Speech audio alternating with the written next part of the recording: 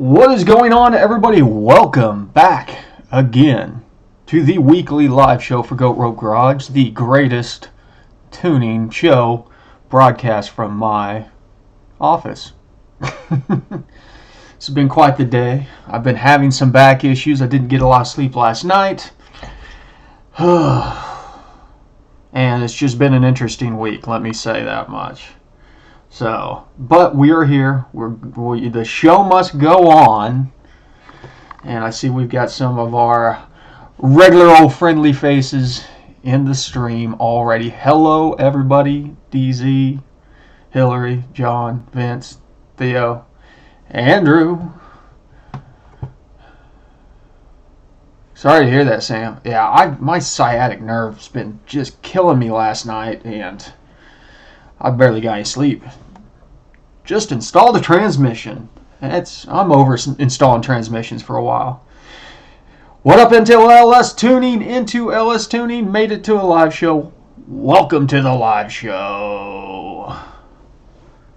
It's been an interesting week. There's going to be a couple videos coming out here in the next couple days. We finish up the Holley Sniper install, and then we do the Holley Sniper first start. And it went great for 10 minutes. Let's just say it's not running anymore. Agnar's got an LSA. And where are you at, Agnar? Are you in Iceland? You one of the crazy guys in Iceland that are doing all the LSA swaps into Land Rovers and stuff? Now, needless to say, well, okay. Here is the backstory on the Sniper. The Sniper, which we got from our buddy Corey. I figured you might be an Icelandic guy. Are you doing a LSA swap into a Land Rover? My buddy Corey ran it on his Chevelle, and had some issues. Jimmy H, welcome. Had some issues. Contacted Holley about them. Thought that they got those things sorted out. 46-inch lifted Ford Ranger with the big balloon tires and stuff, I'm guessing. Needless to say, the issue was still there. Oh, Jason N, thank you, sir. Awesome, man. I'm glad to hear that. Jason's got a nitrous purge coming on here. He says, thank you for all your videos. Just fish redoing all the tuning on my cam. Only LS1. Thanks to you. I appreciate it, man. Glad it helped you out. That's the whole purpose of all this. So, but long story short, and this is a known issue with the Holley Snipers. Not all of them. It's a known issue, but it is not a prevalent issue. There's every once in a while one of them has an issue where the wideband just goes crazy. And it reads full lean, and of course the whole purpose of the Holley Sniper or any of the Holley platforms is that they're self-tuning. The thing fired up right away. It did fire up right away because I had a fuse pulled on the MSD box, but once I got the fuse in, it fired up right away, idled great, went through the timing checkouts, everything was running good. Then all of a sudden you can literally see the wideband just go to 20 to 1, and then it goes to the proverbial 35.6 to 1, which I think is the default whenever the Sniper wideband fails. I have not reached out to Holley to see what they're going to do about it. I will do a follow-up after to let you guys know. But we're in a pickle regardless because we've got to at least pull the unit off, send it in to get repaired. What are we going to do in the meantime? I don't know. What do you guys think? I feel you there. John says he's trying to decide on all the small parts for the Turbo 6 build. Hard to keep Project Creep at bay. I feel you.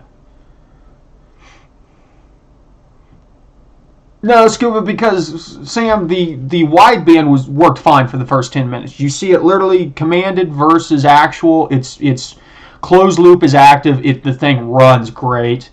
And then the wideband just skews off. Whenever that happens, it tries to correct for it, and it starts dumping fuel. And so it's just one of those ordeals, as said. There's if you search Sniper wideband issues or something like that on YouTube, you'll find multiple guys with videos out there that the same thing's happening to them. And the consensus is you have to send it in to be repaired, the whole unit. Like Holley will send you another wideband sensor. It's just a Bosch 4.9. And that might work for a couple minutes, and then it does the same thing. And so it's like the my guess is there is something in the unit itself, a bad solder joint or something, that whenever the carburetor gets some heat into it, it loses connection. So, and unfortunately, because of how they set that platform up for everything, you can't say, okay, well, can I bring in another wideband signal on one of the multiple IOs I have available and use it for closed loop fueling. You don't have the option of choosing that, so that was the other side of it. So, I don't know. Thomas is putting in a alternator on the North Star, which is the worst thing on the face of the planet. No, alternator is not bad. It's the starter that's bad. So, I don't know. I don't know what to do. I mean, we could put a carburetor back on and just put a fuel pressure regulator for a carburetor with a return on it. We could, we could do port injection on the small block.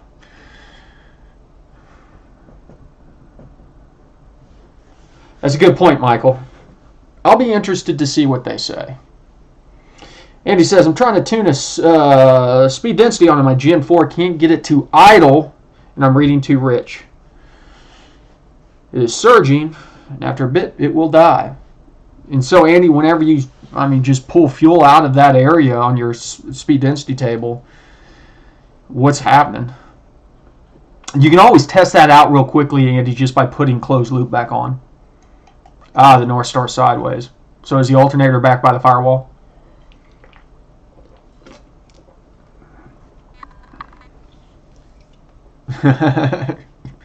Yeah, John, even with our lucky subscriber base of, almost 34,000 people, I don't know that Holley is going to listen to somebody like me.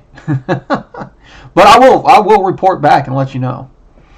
Now, Bill, I would not worry too much about it because this is not a common thing. And I would guess that this is probably something that affected a certain batch of units a couple years ago, because this thing's probably 2 years old or so. So it's probably something that's been addressed in the manufacturing process, but I think it's probably a manufacturing issue, if I were a betting man. It's just a shame because, it just fired off perfectly. I did the steps for the dual sync distributor and got it baselined out there and then set the static timing to 15 degrees, put the timing light on it. We were half a degree off, tweaked that out. Timing was working great. IAC was working great. It was holding idle, commanded idle, and then all of a sudden you could hear it start running really weird. And I was like, what the hell is going on?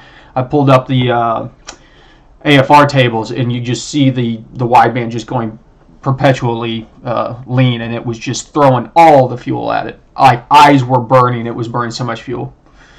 What up, NS Boost? Good to see you, brother. No worries, man. You're back. That's all that matters. So what's everybody else been doing?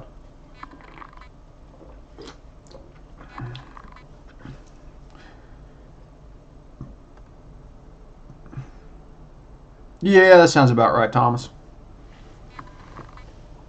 They really shoehorned those in there. Trying to find a fuel pump in stock. I'm getting ready to give away some fuel pumps to over on the Patreon. Recently put 160-pound inject. Good Lord. That went from Terminator X to the HP. How is it getting 160-pounders to idle?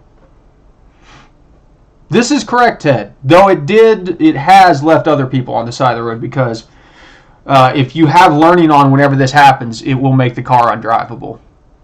Theoretically, we could go through and do the standard process of tuning, which would suck because there's not an easy way to set up histographs, because we can't necessarily, I don't know, we could bring that data back in from a wideband gauge. I've got an AEM 300300 in there, and we could tune it the old-fashioned style, but honestly, I don't know if I want to go through all that. Joshua asks, going from 1-bar to a 3-bar map, do you need to make changes to the volumetric table? Based on what platform you're on, you're going to have to do an OS swap unless you're on the later 4th gen, 5th gen, and then you need to expand those tables out. And if it is a virtual volumetric efficiency table, you need to change the zone layout, because the zones are going to be set up for a single bar, and so beyond 0.75 or so pressure ratio, which, you know, we'll just say 75 kPa, is just one huge zone below that, and you don't necessarily want that.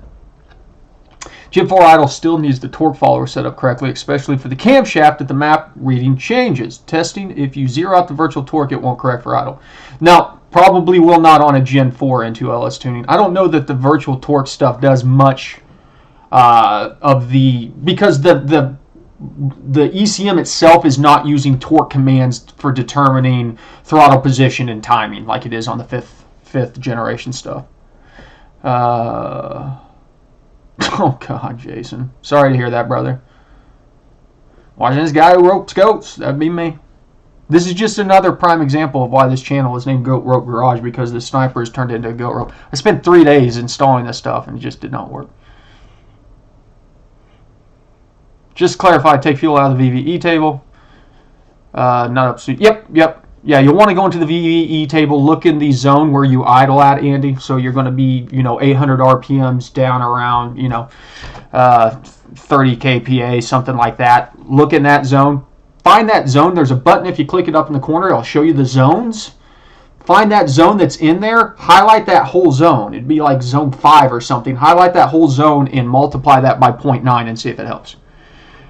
Ashton says, doing my first full tune on a Gen 4 Stage 2 BTR cam next week. Going to follow your HP Tuners videos. Help me along. Any extra tips I might need to know?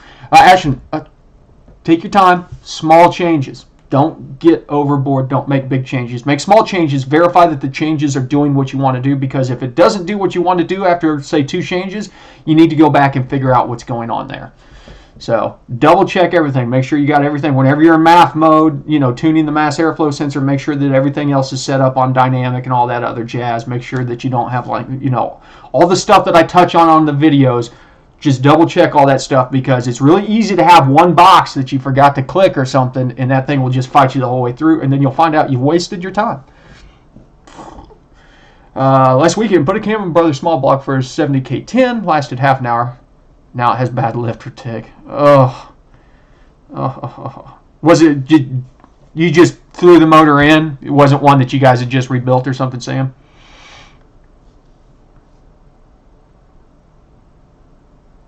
Yeah, I can believe you could probably get 210s to idle on ethanol. But on gas, you'd be at like 0.7 idle with something that big. Yep. That's pretty typical NS boost.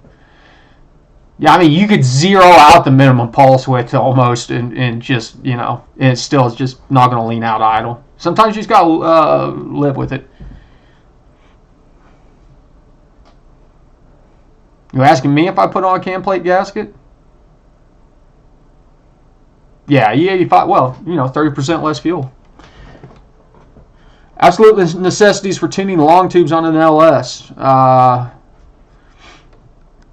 Basics, man. Got to tune your airflow. Things are going to flow better, especially if you're going to a catless or a high flow cat. That's what's going to do it.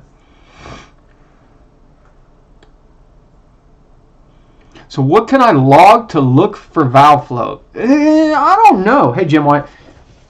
Anybody have any suggestions on what to log to look for valve float? You can see valve float very easily on a dyno because the way the curve falls off. I don't know what you could necessarily log to see it on engine parameters.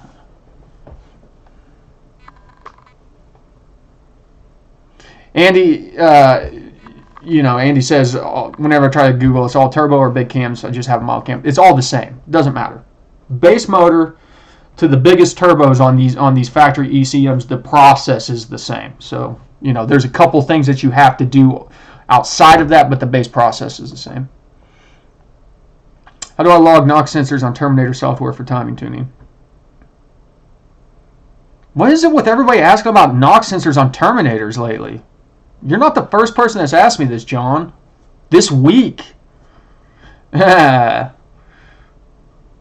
You can see it in the plot chart. You can see knock in the plot chart. I don't know if you can add it to the data log. I need to look at this. I said that I was going to do this, but yeah, William Wright's in here. He's got the same thing.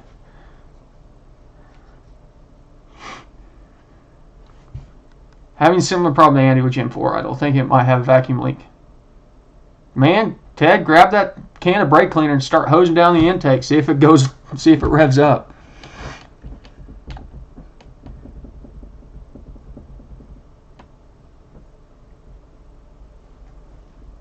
Well, Ozman, I will get back to you. I think I saw your email.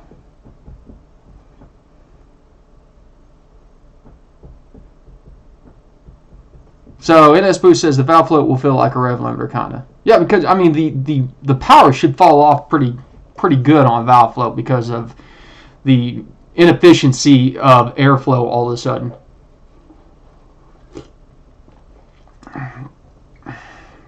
Brandon Crocker says manifold vacuum. I would like to see manifold vacuum readings versus valve float because Brandon's probably right that you should see manifold vacuum take a decent dump whenever you're starting to get valve float.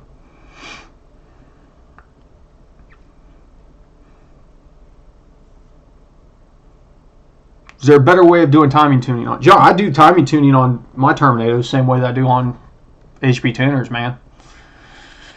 Set the knock threshold. The big thing about the Terminators, though, you have to set the knock threshold. You have to go in at like idle and bump that threshold up until you start reading knock and then back it down so that you know that the sensors are working, because it's too easy to have those things where you think that they're working or put a value that says, oh, somebody put 33 hertz in here as their knock sensor, threshold. Now you actually have to set it up and see noise coming in on it, then back it down.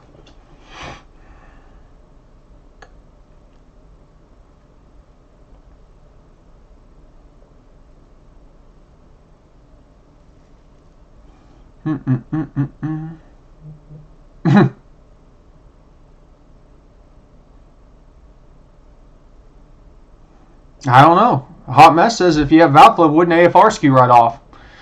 That's a good question. I've never had valve flow. At least not recently where I've been logging, so.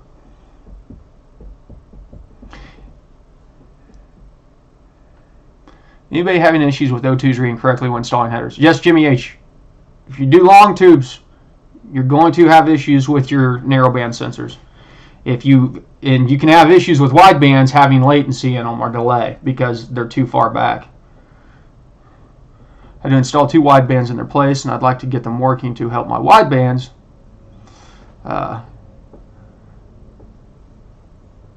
Simple way to fix valve float. Stiffer springs. It's the only way to fix valve float. Or lower your rev limiter.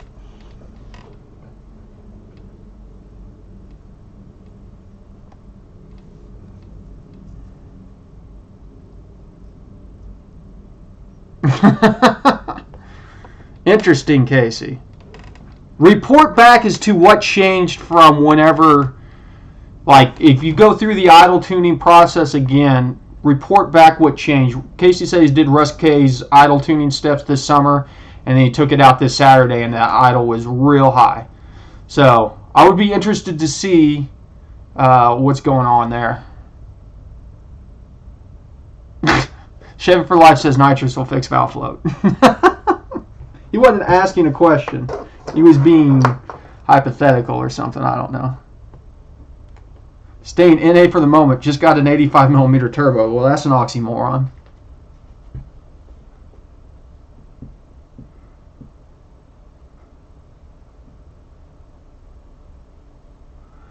Jimmy, on the narrow bands, you can adjust the switching points on them to compensate, because what will happen is they won't read quite right, but you have to be able to get everything on open loop dialed in, so you have a steady, like, reading at idle of 14.7, and that way you know what the switching voltage should be on there.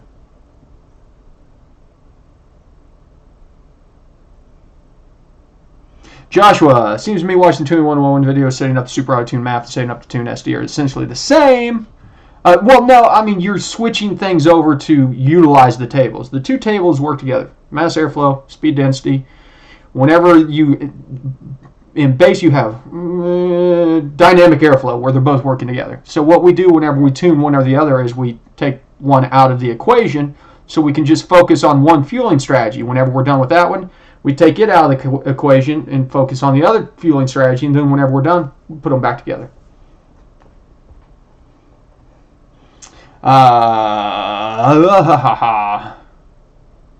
Valves can't float if you mold them into the piston. That's another good answer.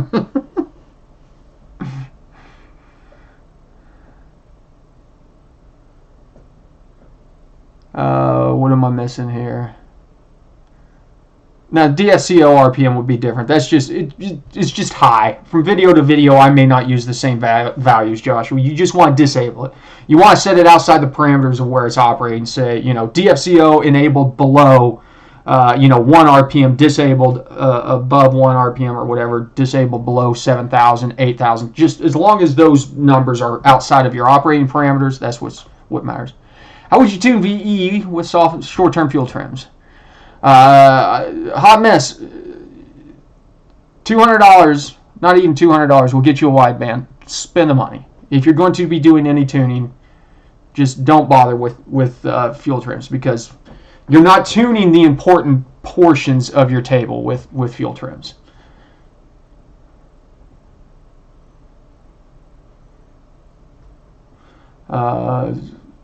Basic tuning videos out there on Terminator X software. John's saying there's no basic tuning videos out there. There is no. What are you wanting? What do you want for basic tuning? They're too damn easy to tune.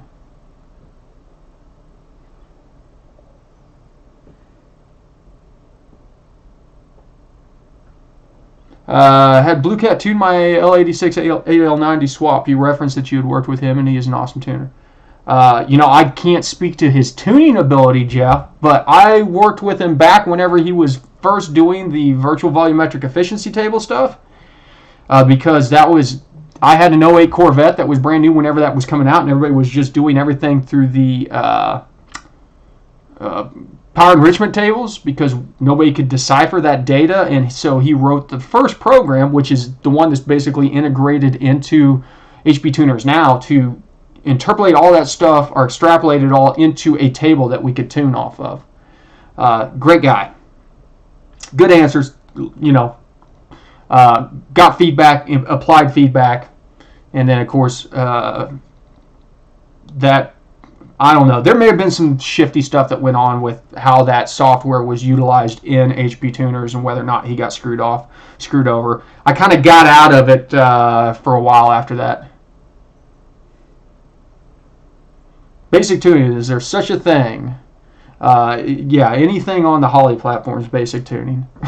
It's because I dove into the software for this AEM Infinity. Holy crap, is it like reading a dictionary compared to Holley tuning is like reading the Cat in the Hat.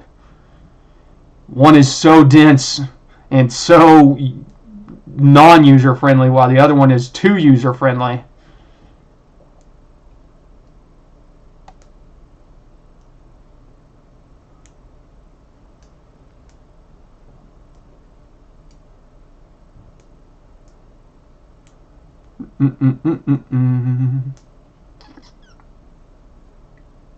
Green eggs and cams. There you go, Michael.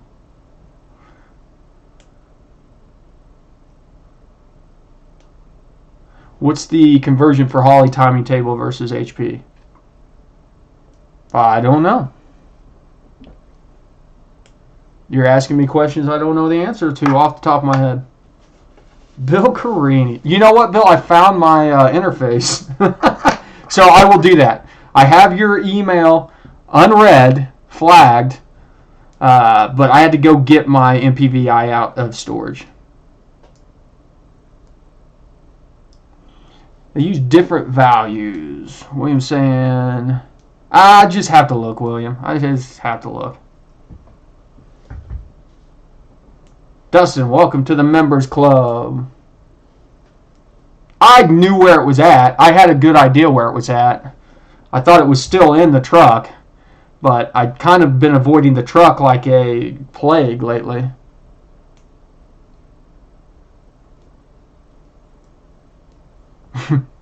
Everybody with these big old injectors.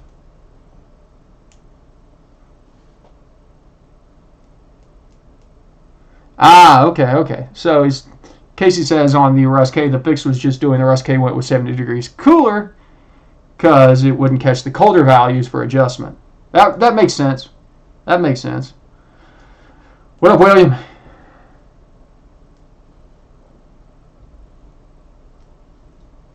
Well, Joshua, a lot of these settings are exactly the same between MAF and speed density because you're disabling catalyst over temp and DFCO and all this other stuff. Those get disabled on all tuning processes. Closed loop, all that stuff gets disabled. But the difference is between dynamic airflow and setting dynamic airflow up properly or disabling the MAF to make sure that you're getting the check engine light so the MAF has failed. There is differences, so don't take them at face value that they're both the same. Matthew, you don't have to scale timing tables. Timing tables are based off of cylinder air mass. So,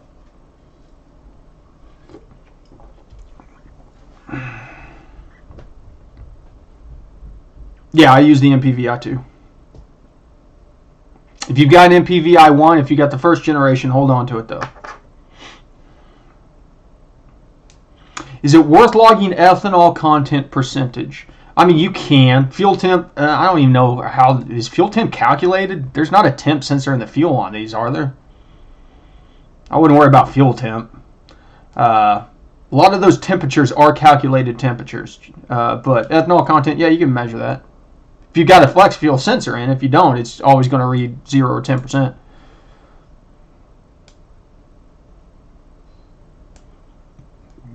That sounds cool. LS tuning. You know, that's one thing I've never messed with is the N gauge.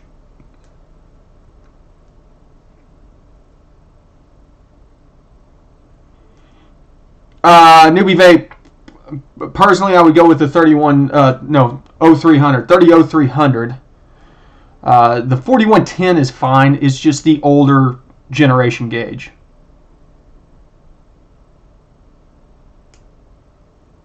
I got you. The MTDX has fuel temp. I don't know what you'd need fuel temp for. I mean, I'm sure there's some things because of the way that it would stratify and how it changes the density of the fuel, et cetera, et cetera. But at the end of the day, it's not something that we're going to use to tune. Any advice on the MPVI2? I just got one. Haven't been able to use it yet. That can't be true. N-Gauge only works for Ford. Crusher. Just start using it, man. Go out, start pulling logs. Maybe the drag week guys would like more fuel temp. Yeah, I mean, if you're doing log pulls and you've got big injectors and you're cycling a lot of fuel back into the tank, you could be overheating the fuel in the tank. You know, but even then, I don't know. The question would be, how would fuel temperature affect pressure? Because that's what it's going to boil down to. Well, that's the big thing, Chevy for Life. I like it's faster to switch between AFR and Lambda. And whenever you switch between AFR and Lambda, the output switches. So if you're logging through serial, you can switch literally in the tuner side of it. You can switch your input over from AFR to Lambda real easy also.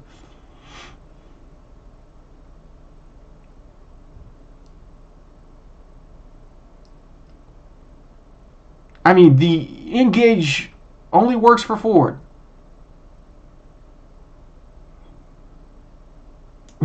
Yes, NS Boost. Super annoying. I don't understand it. They let you tune for ethanol. It is a drop-down menu, fuel option, ethanol or flex fuel, and then they still expect you to tune an AFR.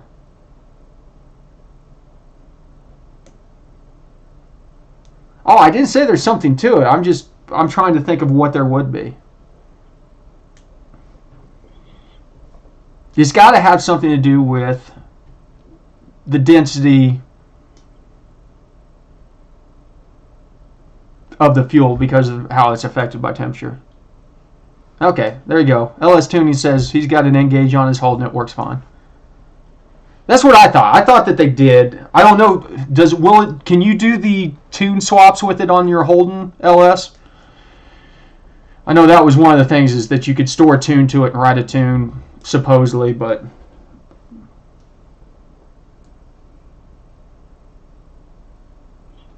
How difficult can it be to tune a twin charge system when the turbo side runs standalone boost controller? It's all the same. It's all the same, hot mess. In fact, I've got a video somewhere out there where I twin charged the Silverado. Turbo into a supercharger. Same basic steps.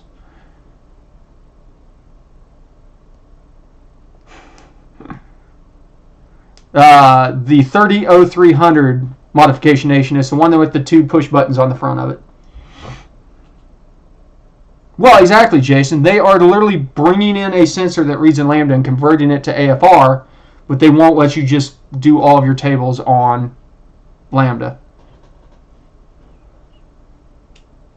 Okay, everybody. It is 8:30. I'm going to go hammer some Aleve and go crawl into bed and try to nurse my back to health. And then maybe we can do a live stream. We haven't done an impromptu from the garage. So keep your eyes peeled. Let's do a live stream this weekend. No, Joshua, the Super Auto tore the axle out of the back end of it at the drag strip.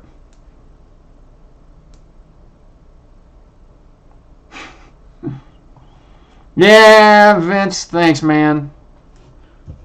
I mean, I got this thing sitting over here that would be pretty easy to start wiring it up and just throwing injectors at it. Hey, Holly. Good to see you again. So, yeah, as I said, keep your eyes peeled. Let's see if we can get a live stream in this weekend. And I'll have some videos coming out, so make sure and keep your eyes peeled. You can watch the one where you see the Holley fail miserably. ABT!